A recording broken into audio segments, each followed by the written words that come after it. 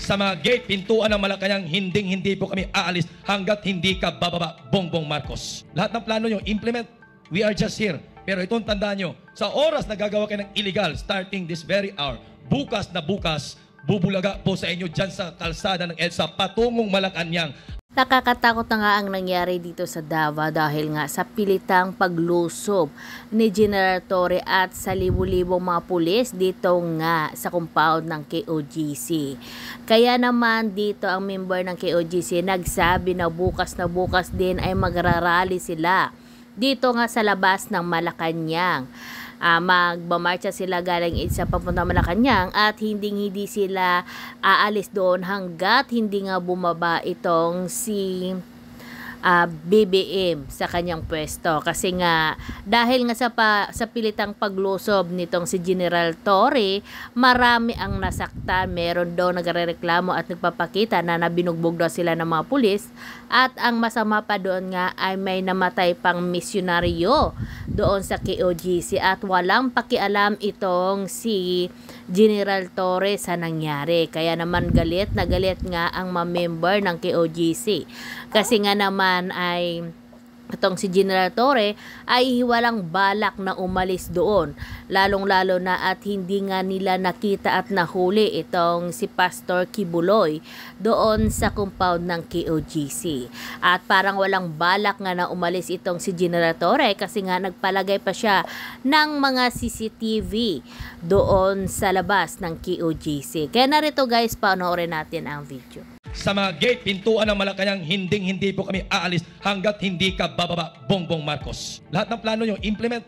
We are just here. Pero itong tandaan nyo, sa oras na gagawa kayo ng illegal, starting this very hour, bukas na bukas, bubulaga po sa inyo dyan sa kalsada ng EDSA patungong Malacanang ang buong pwersa ng Kingdom of Jesus Christ. This is an alias warrant of arrest addressed to Sylvia Simanes. Pero ang address dito, sir, Pasig City, Metro Manila, sir. Itong kay Sylvia Simanes po. Oo. Oo. At kahit saan namin pwede yan, kahit na yan ay Pasig. And elsewhere, basahin mo, attorney. Sir. Sandali muna, ma'am. Sige Nag-uusap po. kami rito ng maayos. Sige lang po. Yes, ma'am. Sir, kasi ito, ano kasi ito, enclosed building. At attorney. So yung Ganito, address sana, sir. Ito, ganito. Ito, attorney. Yes, sir. Hindi ito ang lugar para tayo magdebate. Yes, sir. Kung may Yes, sir. reklamo ka, maghahain ka na lang ng reklamo. Pero ngayon, ipaalam ko papasok sana, kami sa ayaw at sa gusto mo. Okay? Ipaalam ko lang ito sana. Sige, ano gusto mo sabihin? Sir, ganito po, may certification po ang NBI, sir. Immaterial yan, attorney. Na-serve na daw yung alias Immaterial warrant yan, of attorney. arrest. Na-serve na daw. Immaterial yan. Akin na yung papel ko. Ito. Bibigyan Pero namin kayo- Si Sylvia Simanes na ito, sir. Mag-usap kayo, attorney. Mag-usap kayo ng 30 minutes. Bibigyan kita ng 30 minutes dyan. Papasok kami sa ayaw at sa gusto mo. So, ang plano mo talaga magpasok, whether we like it or not, Yes. even if ipakita namin itong certification ng Magreklamo ka na lang, NBI. attorney, kung ito ay isang illegal na operasyon. Sir. Magreklamo ka na lang. Sige, magreklamo na lang kayo, ma'am. Hindi ito ang lugar para tayo ay mag-debate. Okay? Gusto nyo mag-debate, dalhin nyo sa korte ito. Sir, Okay? kasi may certification na Hindi na-serve na po hindi yung nga warrant of natin- arrest. hindi nga natin So yan. ang ibig mo sabihin, maski may certification yung Attorney, NBI, sige, sabihin natin, mag-operate ka pa rin. papasok pa rin kami. Kahit na may certification ng kahit sino, dahil ako'y naniniwala, balido ang warrant na ito. sir, may Okay. address kasi Pasig City, sir eh. And elsewhere nga, attorney, basahin mo. Yung elsewhere po yung tao, hindi po yung Sabihin mo sa address. judge na pag-reklamuhan mo. Basta may 30 minutes ka, attorney. Pag hindi, alas 5 papasok kami. So, Okay. ano mangyari dyan sa pagpasok nito? Papasok kami. Basta papasok kami. So, maski Attorney. sinabihan kita, sir, na may Yes. certification na. Yes. Tapos, Papasok kami. ang warranty po, si Papasok ano kami. po, si Sylvia Attorney. Simanes lang po. Sige. Oh. Bakit? Simanes Hindi ba sila lang. member nyo? Sir, wala po si Sylvia kasi dito eh. Oo. Si General, Sir.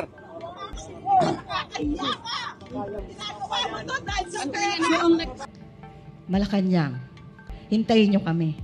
Hindi kami maghihintay kay Torre. Kami ang hintayin nyo.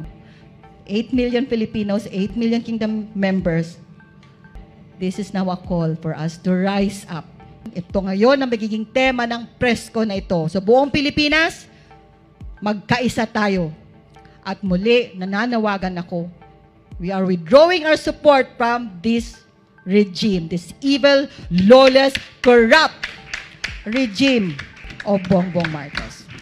Itong ginagawa nila ngayon na mga extreme na pananakot, no, ang ulo niyan, no, ang Amerika, hawak nila yung presidente ngayon dito sa Pilipinas, yung bangag na administration nito na si Marcos, itong mga alipores niya sa PNP, si Marvel, lalo na itong si Tory na nagmaman ngayon. Hindi mo alam at hindi mo kami kilala dito sa KOGC kung ano ang paninindigan namin.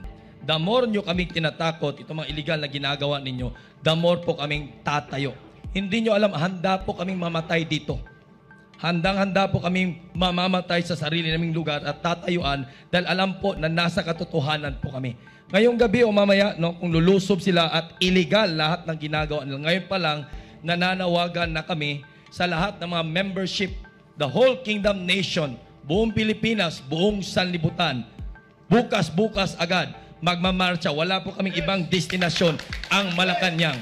Sa mga gate, pintuan ng Malacanang, hindi po kami aalis hanggat hindi ka bababa, Bongbong Marcos.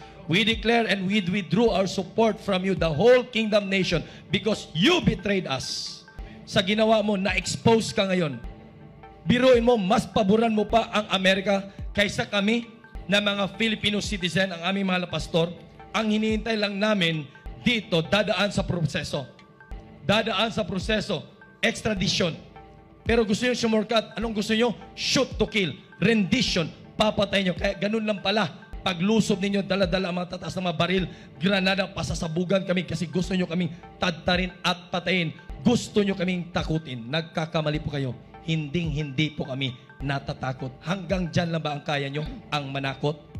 Lahat ng plano nyo, implement. We are just here. Pero itong tandaan nyo, sa oras na gagawa kayo ng illegal, starting this very hour, bukas na bukas, bubulaga po sa inyo dyan sa kalsada ng EDSA patungong Malacanang ang buong pwersa ng Kingdom of Jesus Christ. Kasi hindi po kami luluhod sa lahat ng inyong kabulastugan, sa lahat ng inyong panggigipit, sa lahat ng inyong ginagawa na pang-aabuso. Special po, we believe this is a lawless government. Pilit nyo kami pinapasunod sa batas, kayo mismo wala na pong batas. Hindi po kami susunod sa klase na gobyerno na yan. So tandaan nyo po yan mga kababayan, kami po dito sa Kingdom of Jesus Christ, kailanman hindi po kami uurong. Kailanman hindi po kami titiklop. Hindi po kami matatakot since day one na pagkikipaglaban na ito. Kasi nakatuyo po kami sa katotohanan. Uulitin po namin, this is our Red Sea moment. Napalibutan na po kami, yes. But the Word of God said in Revelation 20 verse 9, the soldiers of Satan, Lucifer the devil, is now surrounding the city of the beloved God and His people. And a fire cometh from heaven and devour them all. Wala po kaming armas dito, wala po kaming baril dito, hindi po kami marahas. Pero itong inutusan nila na si Tory, basagulero, bandido, akala niya, bobo kami kagaya niya. Wala po kami dito. Ang amin lamang pinanghahawakan, ang aming karapatan, tatayuan at tatayuan po namin ito kahit ikamatay pa namin. Thank you very much, Brother Carlo. Dr. Ray, would you like to add? Hindi ako miyembro ng KOJC ko, pero kaisa nila ako. Hindi ito laban lamang ng KOJC, kundi laban ito ng bawat Pilipino na pagod na dito kay Bongbong Marcos, ang immoral na pangulong ito. Hindi ko na rin siya pangulo. I also withdraw my support from this president. He is no longer my president. He never was. He is the president of oligarchs. He is the president of drug lords. He is the president of his friends, mga party niya, mga kajaming niya. But he is not the president of the Philippines, of the Filipinos. I remember with President Rodrigo Roa Duterte, he didn't want to be called president. Gusto niya mayor lang. But I couldn't for the life of me, I couldn't call him mayor because he was a real president. In the same way that when I called Bongbong Marcos president, I hurt right down to my soul because I know what a real president looks like, and that guy there in Malacanang right now is not a president.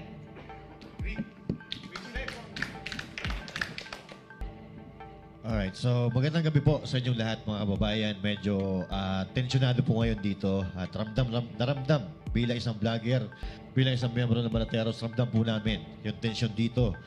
Talaga namang eto mga kapatid natin na nasa loob ng KOJC, ramdam po natin yung kanilang galit dahil sa mga ginagawang ito ng mga bangag na nakaposisyon sa gobyerno. At eto na po mga kababayan, eto na po ang hinihintay natin.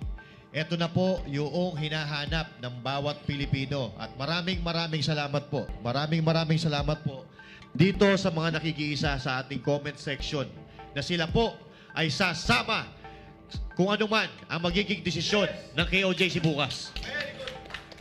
At nagresulta po itong desisyon ng KOJC dahil sobra-sobra na po, biruin nyo, gagamit na sila ng hindi kaaya-ayang bagay, yung mga blaring na makakasira ng pandinig ng tao.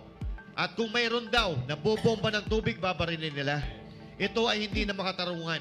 Dahil dito, eto na to mga kababayan, eto na po ang hinihintay ng sambayan ng Pilipino. Kami po bilang vlogger ay pagod na po kami sa kakasalita, kakaparinig sa gobyerno. Ang gusto lang namin ay maalwa, maayos, tahimik na buhay. Pero ito po ang nakikita natin. Kaya kami nandito sa KOJC naninindigan dahil ang mga tao dito ay mahal namin dahil araw-araw namin nakakasama. Sila ay mababait, sila ay tumutulong sa mga Pilipino, hindi lang sa kanilang kongregasyon. Kaya itong sinusupil nyo, tumutulong sa buong Pilipinas. Sana ito ang inaalagaan nyo dahil ito ang makakatulong sa inyo sa pagpapaunlad ng ating bansang Pilipinas na matagal nang nilugmok ng mga magdanakaw sa gobyerno na hanggang ngayon ay namamayagpag.